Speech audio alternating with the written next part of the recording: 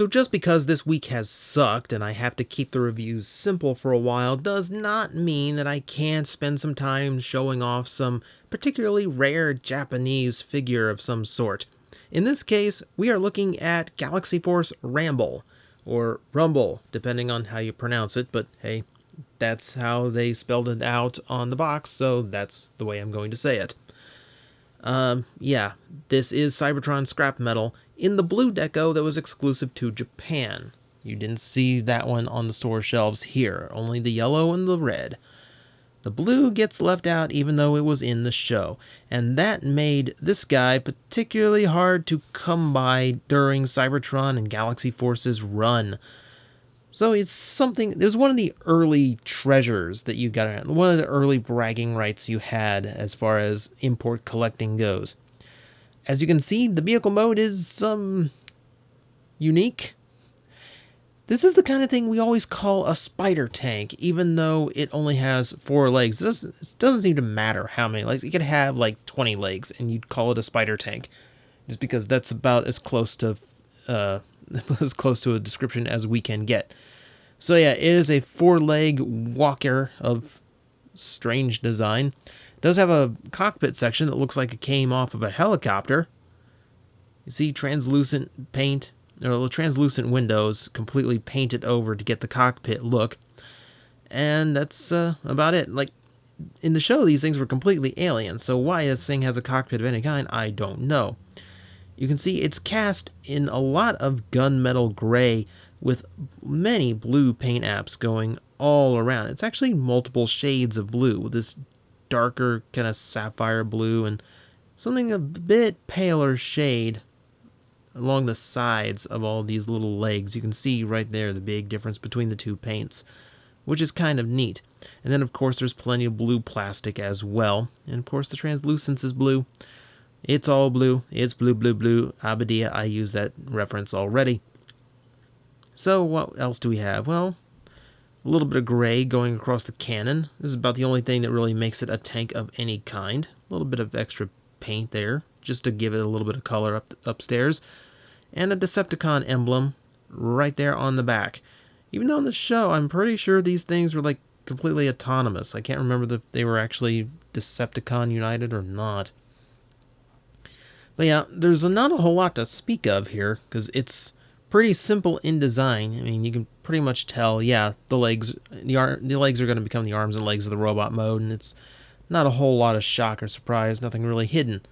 So it is what it is. It is neat, though, like credit for something unique. It's one of the things I really loved about Galaxy Force and Cybertron, is it gave them freedom to do just about any alt mode they wanted. You know, even ones this bizarre. Now, you do have actual function here. The turret does rotate back and forth, so you can aim the cannon in a few certain directions. It's limited only by where the legs are to block them. The legs themselves do have a good range of motion. They're all on ball joints. Everything on this toy is ball jointed, by the way, which you will find out in robot mode. So you do have plenty of posability. 8 points of ball joints, as a matter of fact, not including the rotation of this. So yeah, it's this little mechanical scorpion with only like half the legs it should have, but it's kind of neat. So let's go ahead and transform. Start by lifting that up and disengaging these pieces from the side, which frees up pretty much this whole block of plastic that, well, we're going to deal with a little bit later. Sorry. Trying to do this in a certain order and forgetting the order. Alright, so with those moved out of the way, I'm going to fold this up. Let me hinge it in this direction, which is the correct direction. I'm being silly. At this point, I'm going to straighten up the legs and... hang on. You tell I don't transform this guy often? Okay. Alright, so with this piece rotated around, to push in, there's a little tab that sockets into what's actually one of the... well, it's actually not. Never mind. Can you tell my head is elsewhere right now? Like, it has been a distracting, stressful week. This whole month has sucked, to be honest with you. I've been intentionally vague about it. I don't want to give you guys reason to worry unless there is reason, and then I'll make a vlog about it, just let you know what's going on. Just one way or another, however it goes. Once things have alleviated or situation itself is cleared up. Okay, so with all that done, we can see this all kind of moves into position. That moves down and tabs in as such. And from there, it's pretty much just straightening parts out and getting everything in a position you'd really like it to be in. And that is the transformation for Ramble. Assuming I got it all on frame. I know I've done that once or twice. So as we can see, yeah, he really didn't hide much. He is very Cybertronian, very utilitarian. That was the intention. That was the idea behind the creature in the show in the first place, since these were supposed to be this big sentient swarm. Well, not sentient really, but hey, it is what it is. They were supposed to be animalistic, very simple. They're not really hiding in vehicle mode. They're just kind of more wild, I guess. I'll give you a close-up of the head where you can kind of see they did keep this generic nature to the whole thing. Very large eyes, very simple in head molding. A little bit of paint just to detail it a bit, but nothing terribly exciting going on, which again is the whole intention. It's vaguely insect-like with the big fangs down there. So there is a little bit of the animalistic nature to these things showing through.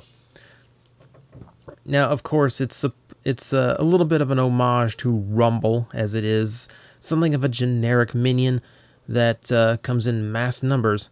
And yeah, the red one does look quite a bit like the other one.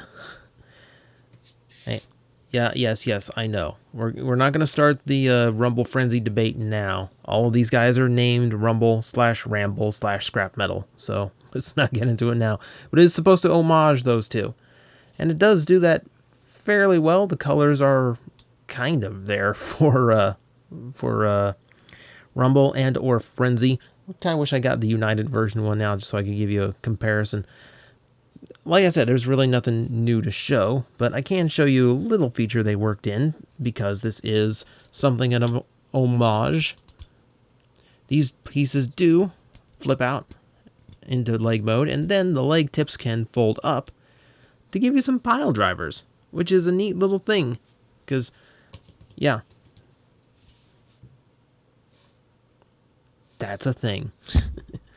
I don't know. I like little features like that. It makes no sense, and it's pointless, but it helps the homage, and it gives them more to do. As far as actual articulation, it's pretty much the exact same 8-ball joints. You'll notice he does have the bicep curlers, which is unfortunate, and there's no wrist articulation to remedy that. So he's just always curling, always hands up.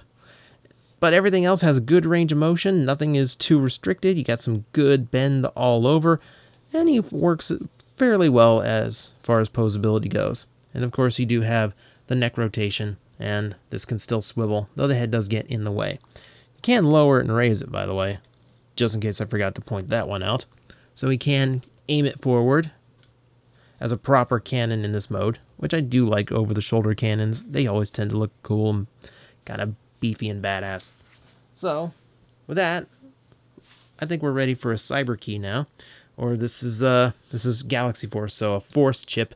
He comes with the generic Decepticon one, which is quite dusty, because it's the only one I keep out laying on a shelf just in case I need to activate anything. Japanese release, so no code on the back. So we can just go right into this.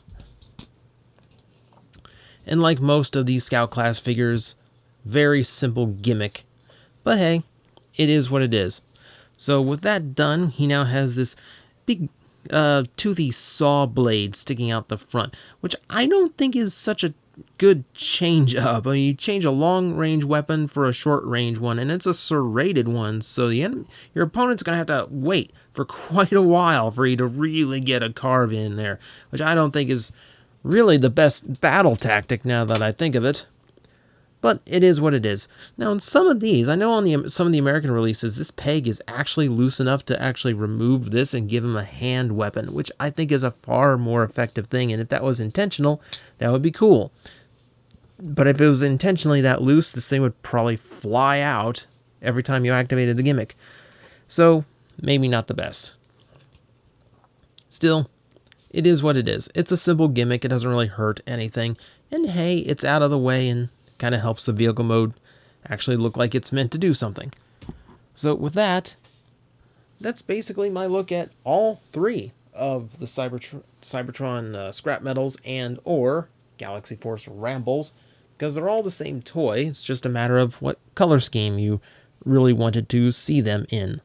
So yeah, I'm a little bit cheating. This one is actually the American version, so it's not a perfect trinity of them, but they do look really cool together. And this, just the swarm nature of them, that insect bug-like. Let's call it bug-like. How about that? The bug-like vehicle mode really did invite you to just buy these things up in mass numbers, which is why it was really frustrating when the blue one was super limited to Japan only. And even today, it's not the easiest thing to come across. But toy-wise, there isn't anything too special about it other than rarity. So if you like what you see, the red and yellow ones are perfectly fine too. And hey, this one doesn't look like any of Soundwave's cassettes. Well, aside from Buzzsaw. Oh, great, it looks like Buzz. Ugh. Okay, wait, never mind. They're just... I'm gonna go get Soundwave now.